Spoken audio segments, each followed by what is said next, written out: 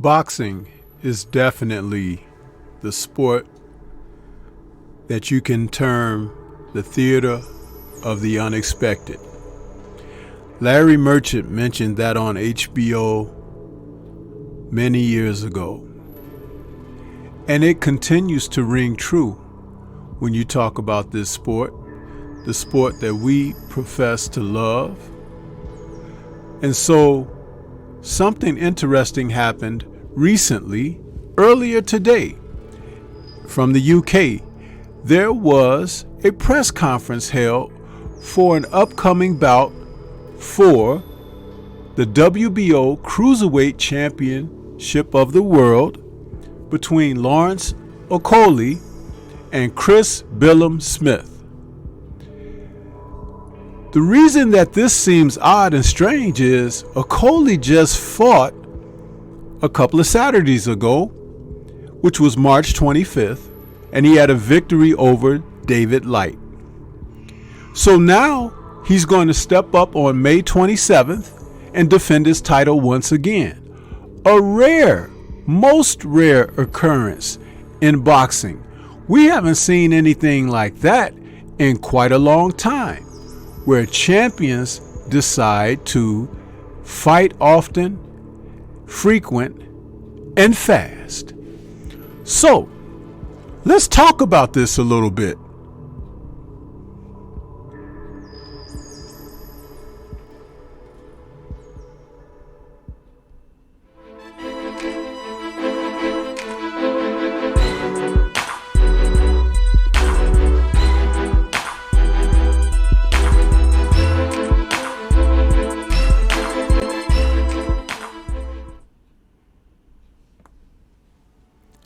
So, as we talk about boxing and how boxing can make weird surprises, the theater of the unexpected, we're going to see a champion defend his title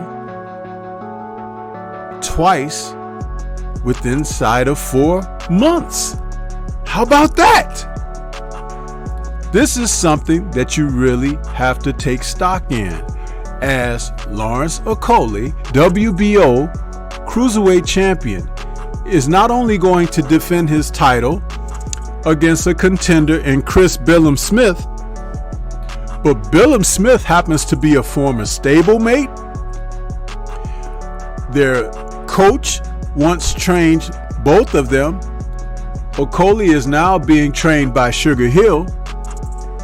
And these men are so familiar with one another, they fought in the gym, well, sparred, in what they've both said is over 300 rounds. So, wow, how about that?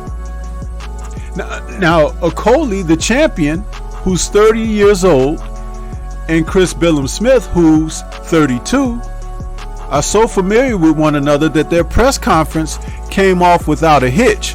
It was actually the guys who were on the undercard who were arguing more and providing more of an interesting aspect of what's going to happen. But between these two men, with Okolie being ranked number 1 and Billam-Smith being ranked number 12, Okolie had a long layoff from last year to this year. He fought in February of 2022 against Michael Cieslak, and his fight a couple of weeks ago against David Light was just an opportunity to get back in the ring. So he comes back with his record of 19-0 with 14 KOs, and he's going to test the mettle of his former stablemate in Billam-Smith, who's currently 17-1 with 12 KOs. And I really like this. I know it may not be the toughest of tasks for Okolie because he's taking on someone that he's so familiar with. It could possibly end up being a dull 12-round fight, or it could be something where grudges and the differences that they may have had and harbored deep down manifest during the match. Either way, it's great to see a champion being active for a change. And again, Okolie being from the UK, but he's now trained by Sugar Hill, he has aspirations of moving up to heavyweight if the cruiserweights don't want to fight one another. And you can't blame him, because at 30, he's in the midst of his prime, and he might as well optimize what his options are. Now, does that mean that Billam should be overlooked? Absolutely not, because Billam, who's going to enter this fight always wanting to be a champion, probably never saw himself having to face Okolie to become that. But that's where motivation comes in. And when you have a former stablemate that could be the person who stands in between you and your opportunity at success and becoming a world champion, it's time to put all childish things aside and get in there and go for it. Now, I'll tell you, both men have fought lackluster opponents. No one stands out on either man's record. But the fact that this could be a grudge match, the fact that this being a fight between two old stablemates, you just never know. And that's where the theater of the unexpected could rear its head in this fight. Now you take Okolie, who is all of 6'5", okay, and has like an 82-inch reach, 82 and a half to be exact. And Billam, who's 6'3", who has an aggressive style. He throws pretty good, strong, short shots. He's not as rangy or wiry as Okolie, and if he can get on the inside, he can disrupt matters for Okolie, who is not an inside fighter at all. He basically likes to keep you at a range and pot shot you from out there, and then he'll look to reach out and grab and tie you up. He can make the fight look ugly, exactly like he did against David Light on his way to a unanimous decision.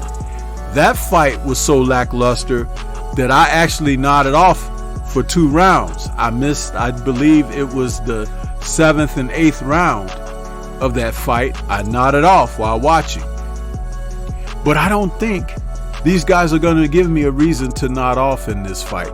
I think something special is going to happen here, and that could be wishful thinking on my behalf. But when you see fighters who are trying to do things to stir the pot, to be better, to be great, to challenge themselves, it's always great to be enthusiastic to get behind that. Because today we see so much where the boxing world is holding up the best fights that can be made. Titleists are not looking to challenge themselves. They're not looking to press forward for legacy. They have no interest in being the best, but they like talking through social media. They like arguing with content creators who discuss the matches and the fighters, and they like to argue with one another through social media, but very little getting down to it in the ring. Okolie spoke about that at the press conference earlier, and he said if he can't get some of his contemporaries at the cruiserweight division to step in the ring with him because he has a dangerous, vaunted right hand, similar at that weight class like Deontay Wilder has in the heavyweight division, he may look to move up. He's already got gym work in with quality fighters from the UK heavyweights such as Anthony Joshua. So he knows what it's like to be in there with that type of opposition. But he wants to test himself. And he understands that boxing can be a short career for fighters. He stated that when being interviewed by Johnny Nelson earlier today. There's something to be said about people who have aspirations and goals and ambition. It's what really drives the world forward, It drives technology forward. It drives education forward, medicine forward. You see it in so many avenues. And then when it happens in sports, a media of entertainment for society, it inspires people. So I look forward to these two men getting in the ring to face off against one another. Again, you're probably not going to hear too many people talk about this at this time, maybe as the fight gets closer, and maybe primarily from the UK, because that's who will cover guys like this. But I'll tell you something, I'm always for quality. Now, there was other news that came out today about a certain pair of fighters who may be finally coming to an agreement to get it on, but I have no interest in that anymore. I've moved on, and I've even had people question me and my sincerity in that. But what does Stormy B Man always talk about? Leading by example. And you will see my example as I continue to talk about those that matter and what we should be talking about. But what do you think about these two men as they decide to get in the ring and test one another's mettle? Do you think Chris Billam-Smith will have that opportunity to become a world champion at last? Who knows? But I'll tell you something. I'll tune in to check it out, and maybe you should too. This is Stormy B Man. Shout out to the mighty LDBC and Liberated Perspective, a third eye view of the world.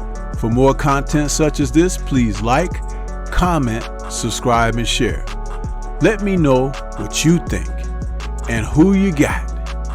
Peace to everyone out there, and everyone please remain safe.